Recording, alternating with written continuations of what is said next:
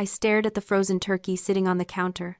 It was a 20-pound bird rock, hard, sweating slightly in the frigid kitchen air. The heating system had been acting up all week, but my parents said they'd call someone after the holidays. My breath puffed in little white clouds in front of my face.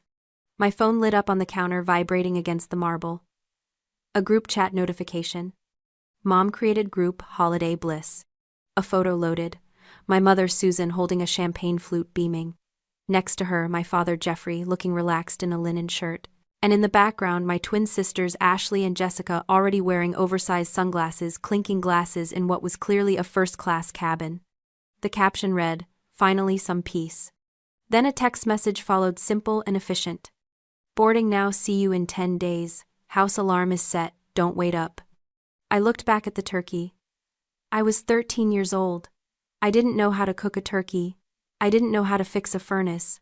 And apparently I wasn't worth a plane ticket. I didn't cry. I didn't text back asking why. I just stood there in the cold, realizing that family was a word they used when it was convenient, and right now I wasn't. Drop a comment and let me know where you're listening from and what time it is for you right now. I'd love to know who's part of our community. The silence in the house was heavy, like a physical weight pressing against my eardrums. I couldn't cook the turkey, so I found a frozen burrito in the back of the freezer. It was old, the wrapper coated in frost, but it was calories. I put it in the microwave and pressed the button. The hum of the machine was the only sign of life in the entire house. Then with a sharp pop, the hum died. The little yellow light on the display vanished. The refrigerator motor shuddered and stopped. The power was out. I stood in the sudden absolute darkness of the kitchen. The cold, which had been creeping in from the edges of the room, now seemed to rush forward to claim the space. My breath was invisible now, lost in the black. I didn't scream. I didn't panic. I just calculated. I had a coat. I had blankets. I could survive the night if I stayed in one room. That was when the light swept across the kitchen window. Twin beams of high-intensity white light cut through the darkness, illuminating the dust motes dancing in the freezing air. A car was pulling into the driveway. For a second, a pathetic, childish part of me thought they had come back. That they had realized they couldn't leave a 13-year-old alone for 10 days. I ran to the window. It wasn't my parents' sedan. It was a massive matte black SUV idling like a predator at the gate. A man stepped out. He was tall, wearing a heavy wool coat that looked like it cost more than the car my mother drove. He didn't rush. He walked to the front door with the steady, inevitable pace of a man who owned the ground he walked on. The doorbell didn't ring, no power, but the heavy knock echoed through the foyer. I opened the door. I knew who he was, though I had only seen him in hushed conversations at funerals or in the background of old photo albums. Uncle Robert. The black sheep, the billionaire industrialist my father called soulless and my mother called dangerous. He didn't say hello. He didn't offer a hug or a platitude. He looked at me, taking in my shivering frame, the dark house and the frozen breath in the air. Then he looked past me into the black void of the hallway. "They set the security alarm," he said, his voice like gravel, "but they didn't set up the auto pay for the electric bill." He stepped inside, not waiting for an invitation. He pulled a leather glove off his hand and checked his watch. "Uncle Robert," I whispered. He looked down at me. His eyes were cold, gray, and completely devoid of pity. They were analytical. He was assessing a problem. "Pack a bag, Alyssa," he said. "Essentials only. You are not staying in a museum." "Where are we going?" "Away from here." I ran upstairs. I didn't pack toys. I didn't pack the photo of my family that sat on my nightstand. I packed clothes, my school books, and my laptop. It took me 4 minutes. When I came back down, he was standing in the kitchen looking at the 20-pound turkey still sitting on the counter, useless and freezing. "Leave it," he said. "Let it rot. It suits them." I walked out the front door and climbed into the passenger seat of the SUV. The interior smelled of expensive leather and conditioned air. It was warm. As we pulled away, I watched my childhood home disappear in the rearview mirror, swallowed by the dark. I didn't know it then, but I had just crossed a border. I was leaving the world of the discarded and entering the world of the architects. Living with Uncle Robert wasn't about healing. It was about recalibration. His house, a brutalist fortress of concrete and glass perched on the edge of a cliff, didn't have cozy corners. It had sightlines. It had structural integrity. It had silence, not the empty, terrifying silence of my parents' house, but a deliberate, heavy silence that felt like a shield. For the first few months, I tried to make myself invisible. I was an expert at it. I moved through rooms without making a sound. I ate quickly, cleaned up immediately, and retreated to the guest room before anyone could remember I was there. I thought this was the rent I had to pay for existing. One evening, Robert found me sitting in the library, tucked into the shadow of a bookshelf, watching him work at his desk. I froze, waiting to be reprimanded for lurking. He didn't look up from his documents. "You're doing it again," he said. "Doing what I asked," my voice barely a whisper. "Disappearing. You think if you're quiet enough, you won't be a burden. You think silence is a deficit." He finally looked up, pinning me with that gray, analytical stare. "You're wrong. Silence is data." He beckoned me over. He pointed to a blueprint on his desk, a complex commercial development. "Tell me what you see." I looked at the lines. "I see a lobby, elevators, offices." "Look closer. What do you see?" I hesitated. Then I let my natural instinct take over, the instinct honed by 13 years of watching a family that never watched me back. "The flow is wrong," I said. "The reception desk faces the window, so the receptionist will be blinded by the afternoon sun. The elevators are too far from the main entrance, so people will congregate in the middle and block the flow. It's inefficient." Robert smiled. It was a terrifying, sharp thing. "Exactly. You see the flaws because you spend your life in the background watching how people move. Your family ignored you, Alyssa. They treated you like furniture. But while they were busy posing for photos, you were studying the room. You noticed the cracks in the foundation while they were admiring the paint." That was the moment the narrative shifted. He didn't offer me pity for being the forgotten child. He offered me a job description. The gift of the shadow, he called it. The ability to see the truth, because no one thinks you're important enough to hide it from. "You don't talk, Alyssa," he told me. "You watch. That isn't weakness. That is dangerous. That is power." From that day on, my education began. He didn't buy me dolls or video games. He bought me books on structural engineering, contract law, and negotiation tactics. He taught me that architecture wasn't just about buildings. It was about controlling behavior. If you control the structure, you control the people inside it. My teenage years weren't marked by proms or football games. They were marked by site visits and board meetings, where I sat in the corner taking notes on who was lying and who was desperate. I stopped checking my phone for texts from my mother. I stopped looking at the photos of their vacations in the Bahamas or the Alps. Those glossy images were just facades, and I was learning to look past the cladding to the rotting beams underneath. I wasn't the abandoned daughter anymore. I was a project under construction. And the foundation was being poured with concrete, steel, and absolute cold resolve.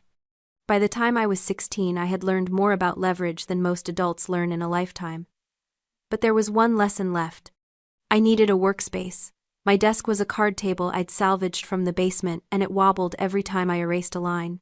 I found Robert in the solarium, reviewing quarterly reports. "I need a new desk," I said.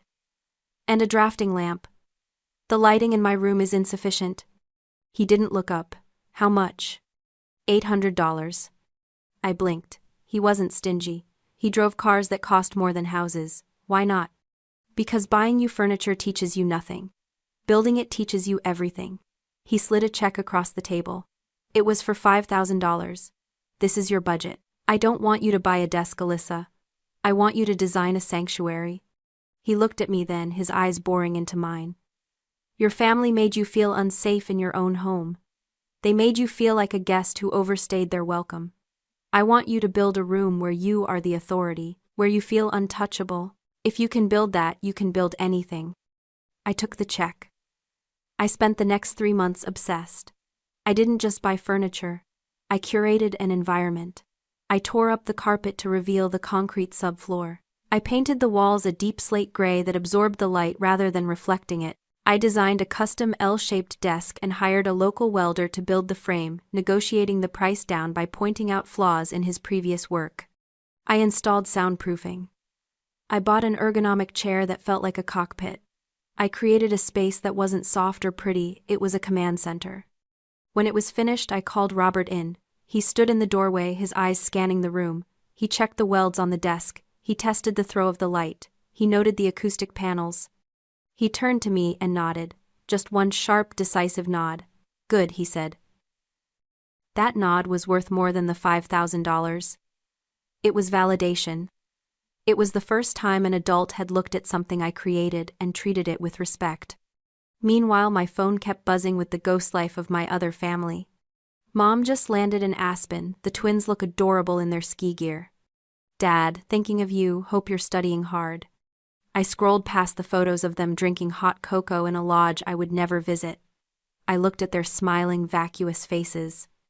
Years ago, that would have crushed me. I would have wondered what was wrong with me.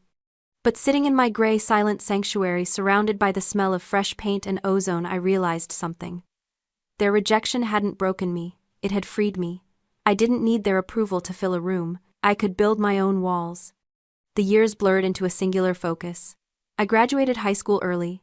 I went to architecture school funded entirely by Robert, who called it an investment in infrastructure. I graduated top of my class. I started my own firm at 24. By 28, I was designing skylines. I was the architect, and my foundation was unshakable. Uncle Robert didn't fade, he concluded. It was a business decision. His heart was failing, the structural integrity compromised beyond repair. He refused the hospital. He chose the master bedroom overlooking the ocean where he could monitor the tides. 2 days before the end, he summoned me. He wasn't sentimental, he was strategic. Sit, he rasped, his voice like dry leaves on concrete. He pointed to a thick, sealed manila envelope on the nightstand. That is the demolition order. Do not open it until the reading. I won't. They will come back, Alyssa. The moment the heart monitor flatlines, they will smell the money. They think I am their ATM. They think you are the janitor. He gripped my wrist, his strength surprising me. Don't let them in. Not into your head. Not into this house. He died on a Tuesday morning efficiently between the hours of 4 and 5 a.m. I didn't cry then. I had work to do. I called the lawyer. I called the funeral home. I secured the perimeter. The funeral was held 3 days later. It was a small private service at the Cliffside Chapel, or it was supposed to be. At 10:55 a.m., a fleet of 3 stretched limousines rolled up the gravel drive. They were rented. I recognized the company plates. My family stepped out. They were dressed in designer morning wear, black silk, oversized sunglasses, veils. My mother, Susan, practically collapsed into my father's arms, sobbing loudly for a brother she hadn't spoken to in 15 years. My sisters Ashley and Jessica were live streaming their grief, dabbing at dry eyes with lace handkerchiefs. They looked like a bad production of a Greek tragedy. I stood by the grave wearing a sharp charcoal suit I'd designed myself. They walked right past me. They didn't see the CEO of a multi-million-dollar firm. They saw the 13-year-old girl in the frozen kitchen. They saw a non-entity. Poor Robert, I heard Susan whisper to Jeffrey loud enough for half the congregation to hear. Thank God he didn't marry. The estate should cover the bankruptcy and the renovations on the summer house. They weren't mourning. They were calculating. After the service, they cornered me near the hearse. They didn't hug me. They didn't ask how I was. Alyssa, my father said, his voice dripping with that familiar, patronizing tone. You look tired. He thought I was the nurse. We'll take it from here, sweetie, my mother added, patting my arm with a gloved hand. You've done your duty. We're going to head up to the house to appraise the furniture. We need to see what's worth keeping before the estate sale. She held out her hand. Do you have the keys, or do we need to call a locksmith? I looked at them, and suddenly the architecture of their cruelty made perfect sense. For them to be the Golden family, they needed a failure. They needed me to be the broken, abandoned niece who scrubbed the floors. If they acknowledged that I was the one in power, that I was the architect, their entire self-image would collapse. They needed me to be small so they could feel big. They weren't just vultures. They were parasites starving for a host. The lawyer has the keys, I lied, my voice flat and cold. The reading is tomorrow at the firm. Until then, the house is sealed. Sealed, Ashley scoffed. It's our house. Tomorrow, I said, and turned my back on them. I walked to my car, got in, and watched them in the rearview mirror, arguing with the security guards I had hired to keep the gate locked. The conference room at the law firm was designed to intimidate. It was all dark, mahogany, floor-to-ceiling windows, and air conditioning set to a temperature that kept you awake. My family sat on one side of the table. I sat on the other. Jeffrey was checking his watch, tapping a manicured finger against the polished wood. Susan was whispering to the twins, Ashley and Jessica, who were scrolling through real estate listings on their phones. They were already spending the money. They looked at me only once with a mixture of pity and annoyance, like I was a stain on the tablecloth they couldn't quite scrub out. The lawyer, Mr. Sterling, entered the room. He didn't carry a briefcase. He carried a single, thin file folder. He sat down at the head of the table and adjusted his glasses. Robert preferred efficiency, he said, his voice dry as dust. So I will be brief. Just read the numbers, Jeffrey said, leaning back in his chair. We know he was liquid. Sterling ignored him. He opened the folder. To my brother Jeffrey, he read. I leave you the debt you accrued in 1998. The promissory note for the failed venture is hereby forgiven. You are now solvent. You are welcome. Jeffrey blinked. What? That debt was written off years ago. Where is the cash? Sterling continued. To my sister-in-law, Susan, I leave you the silence you gave your daughter. May it bring you the same comfort it brought her. Susan's mouth fell open. I don't understand. Is this a joke? And finally Sterling said, looking directly at me. To my niece Alyssa, the architect of her own life, I leave the entirety of my estate. The firm, the properties, the investment portfolios, and the residual assets. Everything. The silence in the room lasted exactly 3 seconds. Then it detonated. That's illegal, Jeffrey slammed his hand on the table. He was senile, she manipulated him, she was his nurse, she coerced him. We're contesting this, Ashley screamed, dropping her phone. That's our money, we're the family. I didn't move. I didn't speak. I watched them unravel, with the detached interest of a scientist observing bacteria under a slide. Sterling raised a hand. There is one more document, he said. The room quieted heavy with the desperate hope that this was the correction, the real will.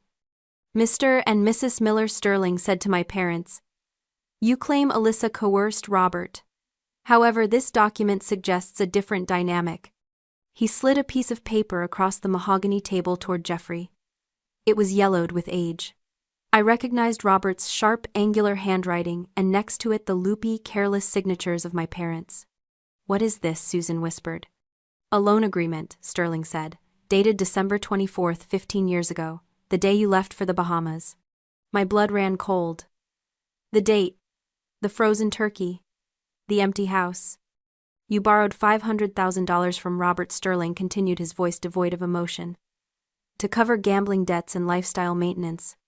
Robert agreed to pay it on one condition. He pointed to a clause at the bottom of the page. Collateral, Sterling read. In exchange for this sum, Jeffrey and Susan Miller agree to waive all parental claim to Alyssa Miller. They agree to transfer physical custody to Robert Miller and cease all financial and emotional support. They agree that the child is the burden of the lender. The world stopped turning. They hadn't forgotten me. They hadn't just been negligent. They had sold me. I looked at the paper. $500,000. That was my price tag. That was why they never called. That was why they never came back. It wasn't because I was unlovable. It was because they had cashed the check. I looked up at my parents. I expected to see shame. I expected to see regret. Instead, I saw annoyance. We were in a bind, Jeffrey said, his voice rising in defense. He had all the money. It was the only way he would help us. We did what we had to do to survive. We gave you a better life, didn't we? You lived in a mansion. We sacrificed you, Susan cried, tears streaming down her face, tears for herself. It cost you exactly $500,000, I said. My voice didn't shake. It was the voice of the architect. And you spent it all. This is entrapment, Jeffrey shouted at the lawyer. He can't hold that against us. We want our share. You got your share, I said. I stood up. The chair scraped loudly against the floor. 15 years ago, you traded a daughter for a lifestyle. The transaction is complete. I looked at the document one last time. It wasn't a tragedy. It was a receipt.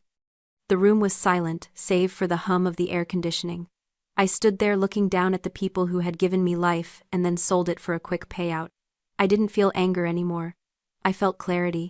The kind of clarity you get when you finally see the structural flaw in a building that's been doomed from the start. Alyssa, my mother whimpered, reaching a hand toward me. Please. We're your parents. I looked at her hand. It was trembling, not with love but with the desperate realization that the ATM was closed. No, I said, you're borrowers. And your credit is no good here. I turned and walked out of the conference room. I didn't look back.